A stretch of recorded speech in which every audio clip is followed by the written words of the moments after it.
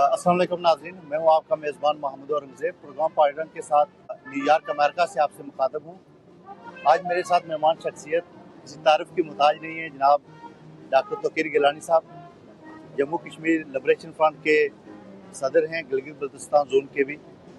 उनसे बातचीत करेंगे। थैंक यू सो मच, आपने टाइम दिया। सबसे पहले ये सवाल है कि आप अमेरिका आने की वजह क्या है? जी बहुत शुक्रिया आपका डॉक्टर साहब। अमेरिका आने की वजह ये है कि मैं कुछ 2-3 मेरे प्रोग्राम थे जो स्केजुअल थे, मुझे कुछ कॉन्फ्रेंसेस में शिरकत करनी थी और कुछ तंजीमी हवाले से दोस्त अहबाब से मुलाकात करनी थी। तो ये मेरा एक शेड्यूल था।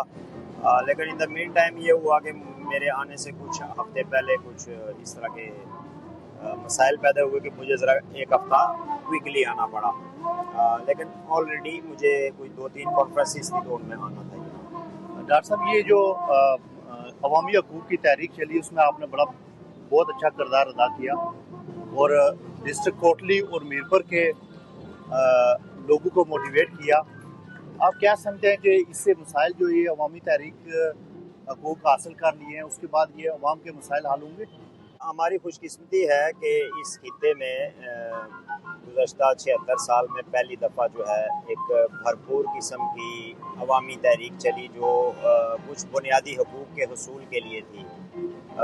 और इस तहरीक में लोगों ने जो है वो एक ओवरवेलमिंगली पार्टिसिपेट किया और कुछ मुतालबात जो है वो उन्होंने विन किए, जिसमें जो महंगी बिजली जो हमें दी जा रही थी उसके सस्ता करने का मुतालबा था। और फिर जो है वो आटे की सब्सिडी जो थी उस पर था, फिर अशराफिया की मराहत पे था, फिर और बहुत सारे मुतालबात थे। तो कुछ मुतालबात पे हमने विन किया और कुछ मुतालबात जो हैं वो अभी उन पे हुकूमत ने जो है वो मुख्तलिफ तरह के वादे किए हैं, कुछ कमेटीज़ बनी हैं कि वो जो है वो आगे इसको भी हल करेंगे। अब लोगों के मसाइल कभी हल नहीं हो पाते और जिस तरह की हुक्मरान अशराफिया से और जिस तरह के एक पॉलिटिकल स्ट्रक्चर से हमें वास्ता है, वो बहुत ही आप ये समझ लें कि ऐसा निज़ाम है कि जिसमें आवाम को रिलीफ की तवक्को मिलना जो है ये बड़ा मुश्किल है। लेकिन जो मैं ज़ाती तौर पे समझता हूँ वो ये है कि हमने जो सबसे बड़ी चीज़ हासिल की है और जो लास्टिंग है, जो रहेगी, वो एक शऊर है अपने हकूक़ के हवाले से, अपने वसाइल के हवाले से, अपने इख्तियार के हवाले से, अपने खित्ते के हवाले से, अपनी आइडेंटिटी के हवाले से।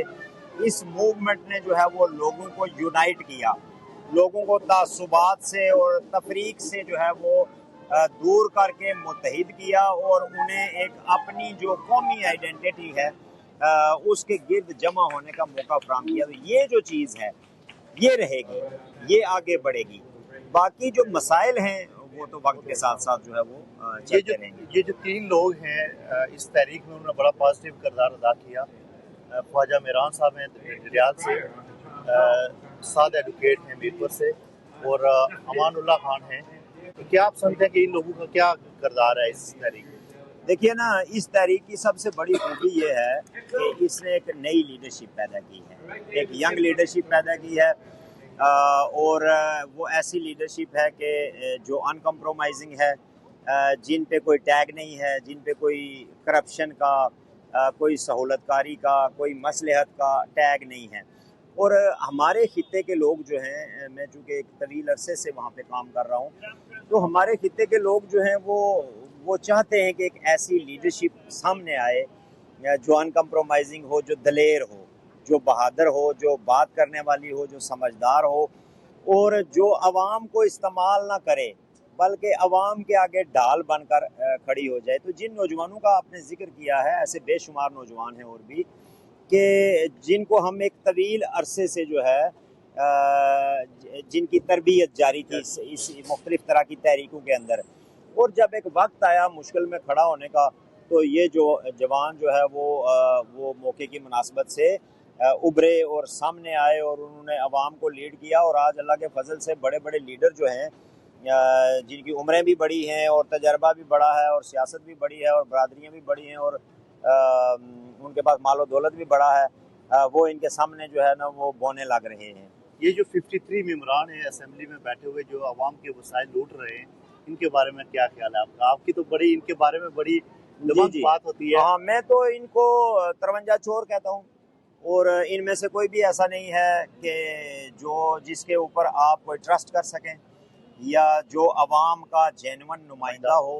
یہ لوگوں کو تو کہتے ہیں کہ جی ہم ووٹ لے کر آئے ہیں، لیکن یہ ووٹ لے کر نہیں آتے ہیں، یہ سپورٹ لے کر آتے ہیں، اور سپورٹ ان کی لے کر آتے ہیں کہ جو ان کو اقتدار میں رکھنا چاہتے ہیں۔ ان میں سے اکثریت وہ ہیں جن کا نہ کوئی نظریہ ہے، نہ کوئی جماعت ہے، نہ کوئی مستقل سوچ ہے۔ یہ ایک دفعہ ایک جگہ سے الیکشن لڑتے ہیں، دوسری دفعہ دوسری جگہ سے الیکشن لڑتے ہیں، اور ان کا پرپس جو ہے وہ پیسہ کمانا ہے۔ اور میں اپنی بات کے ثبوت کے طور پہ آپ کو یہ بتاؤں کہ اس وقت جو آزاد کشمیر میں جو حکومت نام کا ایک اکٹھ ہے، وہ کسی جماعت کا نہیں ہے، اس میں یہ سارے کے سارے شامل ہیں، یہ سب اس سے مستفید ہو رہے ہیں۔ تو بنیادی طور پہ مفاد پرست ٹولہ ہے جو اپنے لوگوں کی قیمت پہ، جو ریاست جموں کشمیر کے مسئلے کی قیمت پہ، جو ہماری سڑکوں، ہمارے بچوں کے ٹیکسوں، ہماری ان کی تعلیم، ان کے روزگار، ان کے علاج کی قیمت پہ یہ اپنے مفادات حاصل کرتے ہیں۔ تو یہ ایک میرے لیے تو بڑی خوش آئند بات ہے، اور میں اپنی پوری زندگی کی جدوجہد میں اس بات سے سب سے زیادہ مطمئن ہوں کہ آج کم از کم آزاد کشمیر کا اور گلگت بلتستان کا جو شہری ہے وہ ان مفاد پرستوں کے چہروں سے نقاب الٹا کر ایک نئی سیاست کی تعمیر کر رہا ہے، ایک نئی لیڈرشپ کی تعمیر کر رہا ہے جو انسریبل ہوگی، جو اپنے ہر ایکشن کے حوالے سے جو ہے وہ لوگوں کے سامنے کھلی کتاب کی طرح ہوگی۔ ڈسٹرکٹ کوٹلی کے لوگوں نے جو مہمان نوازی کی ہے، یہ پچھلے جب وہاں پہ دھرنا ہوا ہے، اس کے بارے میں آپ کا کیا خیال ہے؟ کیونکہ آپ وہاں پہ تھے۔ It was amazing. ہمارے لوگ بڑے، حالانکہ یہ جو جس واقعے کی طرف آپ کہہ رہے ہیں نا، اس کے صرف ایک دن بعد جو ہے وہ عید تھی، اور آپ کا جو جلسہ تھا اور جو دھرنا تھا وہ شہر کے مین بزنس سینٹر میں، مین چوک میں بیٹھا ہوا تھا، تو تاجروں کے لیے اور عام لوگوں کے لیے ظاہر ہے بڑا مشکل تھا، جن کی انویسٹمنٹس ہوتی ہیں، لیکن وہاں پہ لوگوں نے جو ہے اوور ویلمنگلی پارٹیسپیٹ کیا، اپنے مہمانوں کو اکوموڈیٹ کیا، ان کا خیال رکھا، اور اس احتجاج میں شرکت کی، اور یہ صرف کوٹلی میں نہیں، ہر جگہ پہ ایسا ہی ہوا۔ اچھا، یہ جو کوٹلی کے دو ٹھیکیدار ہیں، میں اسپیشلی ایک ملک صاحب ہیں، ایک چودھری صاحب ہیں، ان کے بارے میں کیا خیال ہے؟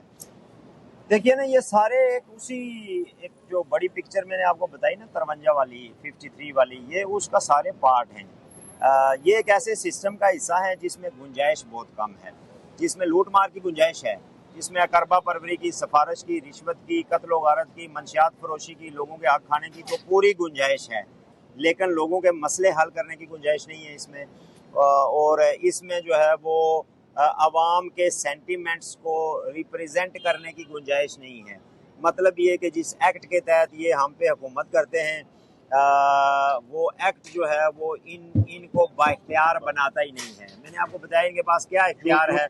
ان کا اختیار ہے کھانا، ان کا اختیار ہے ٹیچروں کے تبادلے، ان کا اختیار ہے پٹواریوں کے ذریعے لوگوں کو تنگ کرنا، ان کا اختیار ہے 2 نمبر دھندے کرنا، لیکن قانون سازی، آئین سازی ان کا اختیار نہیں ہے، لوگوں کی وائسز کو ریپرزینٹ کرنا اختیار نہیں ہے، مسئلہ کشمیر کو ریپرزینٹ کرنا ان کا اختیار نہیں ہے۔ میں تو اکثر یہ کہتا ہوں ان کے پاس تو نالج ہی نہیں ہے کہ وہ کوئی قانون سازی کر سکیں یا کچھ۔ جی، ان میں سے اکثریت، اور اس وقت تو بہت انفارچونیٹ ہے۔ دیکھیں ایک وقت تھا کہ جب سردار قیوم صاحب جیسے، سردار ابراہیم صاحب جیسے، خالد ابراہیم صاحب جیسے لیڈرز تھے ہمارے، ان سے بہت زیادہ اختلافات ہیں، لیکن ایک سٹیچر تھا، ایک قد کاٹ تھا، ایک آپ یہ سوچ سکتے تھے کہ یہ کسی جگہ پہ سٹینڈ بھی لے سکتے ہیں۔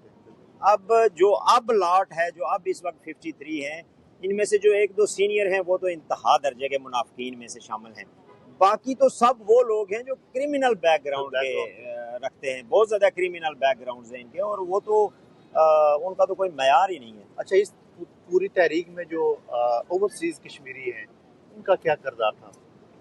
ओवरसीज़ कश्मीरी इसकी बैक पे रहे हैं जी, बहुत बैक पे रहे हैं, लोग बड़े खुश हैं।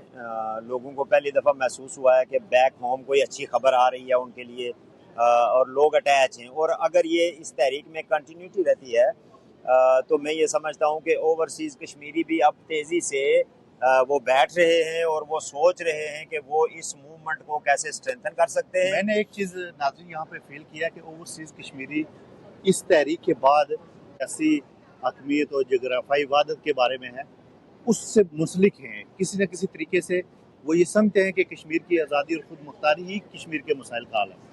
जी बिल्कुल बिल्कुल, मतलब ये वतन से मोहब्बत वाला मामला, अपनी शनाख्त वाला मामला जब आप बाहर आते हैं तो वो ज़्यादा शिद्दत से सामने आता है। आपको अपने घर से लेके अपने मुल्क तक, अपनी सड़कों, अपनी गलियों, अपने शहर तक सब कुछ याद आता है। और आप अगर किसी डेवलप्ड माशरे में हो तो आपकी ये ख्वाहिश होती है कि हमारा मुल्क भी ऐसा हो, यहाँ पे भी लोग, हमारे मुल्क में भी लिबरेटेड लोग हों, डेवलपमेंट हो, बच्चों की तालीम हो, उनके लिए जो है वो अपॉर्चुनिटीज़ हों, और एक अदल और इंसाफ पर मबनी जो है वो निज़ाम हो। तो वो ख्वाहिश यहाँ के शिद्दत इख्तियार करती है। लेकिन जब वो पहले बैक होम देखते थे तो उनको लीडरों की शक्ल में चोर नजर आते थे। वो इवन के जब यहाँ से वापस अपने घर जाते थे तो अपने ही मसाइल के हल के लिए उनको थाने कचहरियों में जलील होना पड़ता था।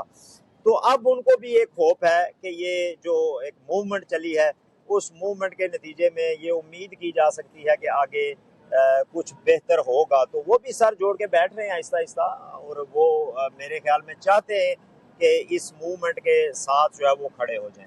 आखिर में ये सवाल है मेरा कि जो कश्मीर के नौजवान जो आपके इस नज़रिए की हमायत करते हैं, उनके लिए क्या पैगाम है?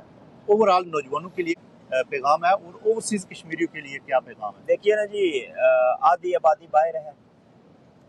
हमारा जो खिता है जिसको हम AJK कहते हैं, इसकी निसफ से जायद आबादी बाहर है। यानी जितने लोग AJK के अंदर रहते हैं उससे थोड़े से ज़्यादा लोग बाहर हैं।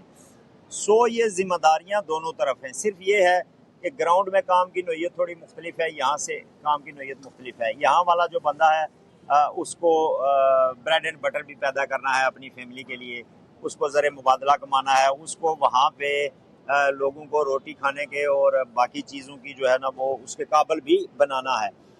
मैं सिर्फ हमेशा ये कहता हूँ नौजवानों से कि मायूसी गुनाह है। ये मज़हब में भी इसको गुनाह समझा गया है और इसको इससे बचने का हुक्म दिया गया है, और सियासत में और मुआशरों में भी मायूसी जो है वो एक तरह का मर्ज़ है और ये कौमों को बीमार कर देता है। तो हम में से किसी को तवक्को नहीं थी कि हम इतनी बड़ी तहरीक चलाने में कामयाब हो पाएंगे, लेकिन हमने चलाई।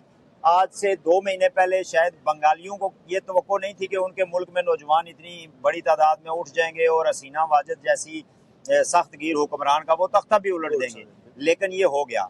सो पुरुमीद रहें और जुड़ें, और एक वाज़े गोल के साथ, एक वाज़े गोल के रियासत जम्मू कश्मीर को भी दुनिया के 200 मुल्कों की तरह एक बाइज़्ज़त, एक बावकार मुस्तकबिल जो है ये उसका हक है, वहाँ के लोगों का ये हक है। इस गोल के साथ ओवरसीज़ भी और जो लोग इनलैंड रहते हैं ये सारे अगर जुड़ जाएंगे तो मुझे नहीं लगता कि ये मामला अब जो है वो बहुत ज़्यादा मज़ीद तूल पकड़ेगा। आने वाले दिनों में हम बहुत बड़ी बड़ी तब्दीलियाँ जो हैं वो लाने की पोजीशन में होंगे इंशाल्लाह। आप जब आज़ादी की बात करते हैं तो उसमें मकबूजा कश्मीर, जिसे भारत के ज़ेर इंतज़ाम कश्मीर है, और गिलगित बल्तिस्तान है, और आज़ाद कश्मीर जो पाकिस्तान के ज़ेर इंतज़ाम कश्मीर है, आप क्या समझते हैं कि इसमें आप किस हद तक आपको कामयाबी मिल सकती है? देखिए ना, हमारा तो मसला ही रियासत जम्मू कश्मीर का है। तो 2-3 चीज़ें बुनियादी हैं। एक ये है कि हमसे वादा भी किया गया और ये दस्तूर दुनिया भी है, सबसे पहले तो फ़ौजों को वहाँ से निकलना है, और फिर उसके बाद जो हमारी वहदत जो जिसको तकसीम किया गया है उसको बहाल होना है। तो फ़ौजें निकलने हैं और वहदत बहाल होने के बाद जो आज हम सीन देख रहे हैं कि गिलगित में सूरत हाल दूसरी है, लद्दाख में दूसरी है, जम्मू में दूसरी है, इस तरफ दूसरी है, ये तो बहुत ज़्यादा दबाव के नतीजे में है। 76 साल का मुसलसल दबाव, मुसलसल कब्ज़ा, मुसलसल यलगार जो है हर लिहाज से, सियासी, समाजी, सकाफती, तालीमी यलगार जो है, उसने ये चीज़ें पैदा की हैं कि हम में से हर एक हिस्से वाला दूसरे हिस्से वाले को शक की निगाह से देख रहा है। तो जब आप फ़ौजें निकालेंगे और आप रियासत को रीयूनाइट करेंगे और लोगों का मिलना जुलना आसान करेंगे, تو پھر ہم بہت بہتر پوزیشن میں ہو جائیں گے اس پہ گفتگو کرنے میں بھی اور اپنے لیے چیزیں طے کرنے میں. بس پیغام یہی ہے کہ لگے رہیں. بیک ہوم جو ہمارے نوجوان ہیں میں ان سے بھی یہ کہوں گا کہ وہ کنسسٹنٹلی لگے رہیں. مسئلے مسائل مشکلات تکالیف جو ہے وہ جدوجہد کا حصہ ہے. اگر یہ نہیں ہے تو پھر اس جدوجہد میں مزہ ہی نہیں ہے.